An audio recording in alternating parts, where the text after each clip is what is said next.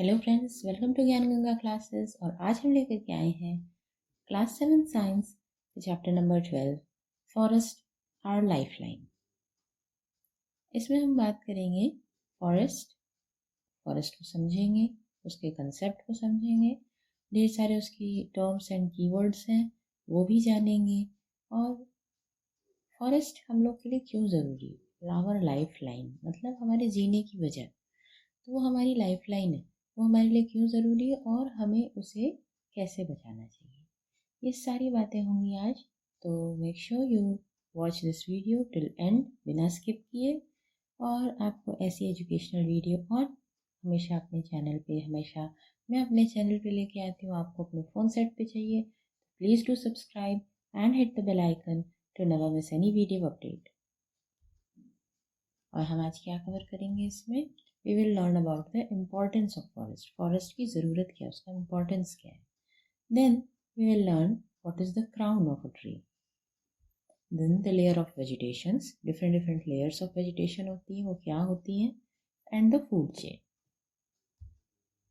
We will learn about humus, what is humus, then the deforestation. तो ये सारी चीज़ें कवर करेंगे। सबसे पहले बात करते हैं फॉरेस्ट का इम्पोर्टेंस क्या है। हम सबको पता है कि हमारे लिए पेड़ ज़रूरी है, पेड़ों से ही बना फॉरेस्ट, तो हमारे लिए फॉरेस्ट भी ज़रूरी है। पेड़ हमारे लिए क्यों ज़रूरी है, वो हमें छाया देते हैं, वो हमारे लिए हमको ऑक्सीजन देते हैं, वो हमको खाना देते हैं, है ना। लेकिन कुछ कुछ पेड़ खाना देते हैं, कुछ पेड़ तो कुछ नहीं देते। फिर भी हर पेड़ हमें छाया देता है, हमें और क्या देता है, हमें लकड़ियाँ देता है, हमें अपनी ऑक्सीजन देता है प्रोड्यूस करके, है ना। और साथ ही में जब पेड़ इतने हैं, इनके और भी बहुत सारे फायदे। चलिए अभी जानते हैं क्यों। वे provide food shelter to the wild animal and bird, ये तो हमें देते हैं। वाइल्ड एनिमल्स बर्ड्स को भी तो कोई कुछ रहता है, वो लोग भी तो कहीं रहते हैं, कहाँ रहते हैं, पेड़ों पे रहते हैं। तो they provide food and shelter to wild animal and birds. They provide many useful products such as honey, medicinal herb, wood, rubber, wax, spices and much more. Food के अलावा honey, medicinal herb, woods, rubber, wax, spice, ये सब कुछ हमें trees से मिलता है, forest से मिलता है। Maintain the balance between carbon dioxide and oxygen levels, oxygen देते हैं तो मेंटेन करते हैं उस बैलेंस को।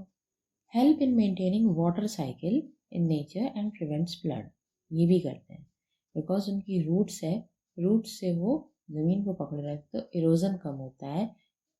फ्लड के टाइम पे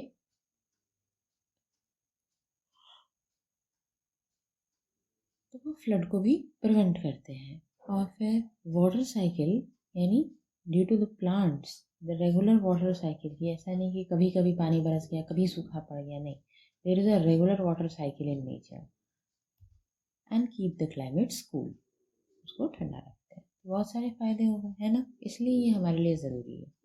क्राउन क्या होता है ट्री का, आप ये ट्री का इमेज देख रहे हो, दिस इज सॉइल के अंदर तो रूट्स हो गई, है ना। सॉइल के ऊपर क्या है, stem part, this one, and उससे ऊपर ये green branches and leaves, this branches and leaves thing is the crown of the tree. The branch part above the stem is the crown of the tree. Clear? The layers of vegetation in forest. Layer of vegetation क्या है, canopy, सबसे top पे there is canopy, then understory, then shrub, then herb, and then the forest ground. Okay, forest floor. So canopy आप यहाँ पे देख सकते हो, यहाँ पे एक और लेयर है, emergent layer, ठीक है, बट canopy लेयर पे हम बात करेंगे, the topmost layer. Canopy is the topmost layer of branch and leaf of the tall trees that are like roof to the ground. ठीक है, सबसे पहले कैनोपी क्या है, कैनोपी सबसे टॉप मोस्ट लेयर का ब्रांच पार्ट है, that is have act like a tall trees के branches that act like a roof to the floor ground. Okay. अब बात आती है understory, the next canopy के नीचे understory. Understory is just below the canopy in the layer of vegetation. It consists of smaller trees and saplings. Smaller trees और saplings से बनते हैं ये उनको layer जो just under the canopy होती है, that is the understory. This receive less sunlight. The canopy receives the most of the sunlight and understory receive less sunlight than canopy. Clear? Then there is shrub, the layer below understory. अब understory के भी नीचे और floor के ऊपर अभी जो understory के नीचे आएगी वो है shrub. Shrub में क्या है? Consist of mature shrubs and bushes. उसमें bushes हैं, shrubs हैं, herbs just below the shrub layer, and they are contained of herb, fern, grass, and last there is the forest floor. The ground surface of the forest is the forest floor. यहाँ पे क्या होता है? Mostly the leafless or small leaves वाले plant that grow on flat on the floor, like moss, lichens, insects, worms. ये सब आपके forest floor create करते हैं. और forest floor पे कौन रहते हैं? Animals like tiger, deer, along with decomposers like fungi, bacteria live on the forest floor. Clear है? Layers of vegetation clear हुआ आपको. Canopy, then there is understory, then there is shrub, then there is herb, and last is the forest floor. Canopy is the roof, floor is the floor. Okay. Then in between canopy के just नीचे understory जिसमें small trees होते हैं, plants होते हैं, जिसमें आपको वैसे plants जो कि क्या करते हैं, वो लेस सनलाइट लेते हैं in comparison to the canopy और वो हमें बहुत कुछ देते हैं. देन देयर इज श्रब जो कि बुशेस एंड श्रब्स का बना हुआ, and then there is herbs, there is herb, ferns, these all things come, and then the last is the ground floor where there stay the decomposers, the animals, the mosses, lichens, so many things. Okay. अब बात करते हैं food chain की.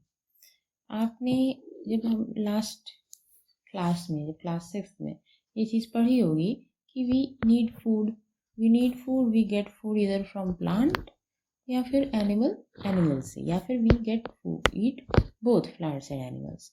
सो there is a certain kind of pattern कि इसने इसको खाया, उसको इसने खा लिया, ये इसको खा लिया, ये उसको खा लिया, और लास्ट में इसको ये इसने खा लिया. एग्जाम्पल देते हैं. There is grass is eaten by cow.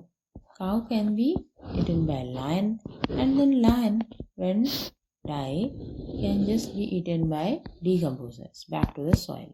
तो ये है आपकी छोटी सी फूड चेन, यानी the sequence in which living organisms depend on each other या feed on each other is the food chain. समझ आया? It is a sequence है. इसको इसने खाया.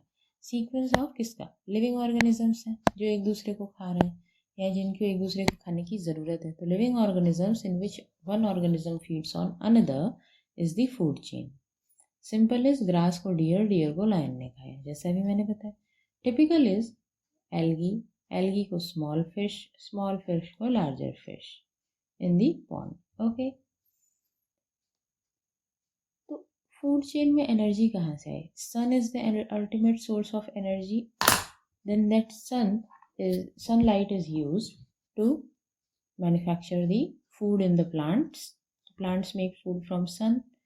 Then that energy of food from plants is passed from one organism to another, because primarily consumers are herbivore that depend on plant, that eat plant as the food source, and then they pass that energy to the secondary consumers that are carnivores जो कि उनके ऊपर ही खाते हैं. ठीक है.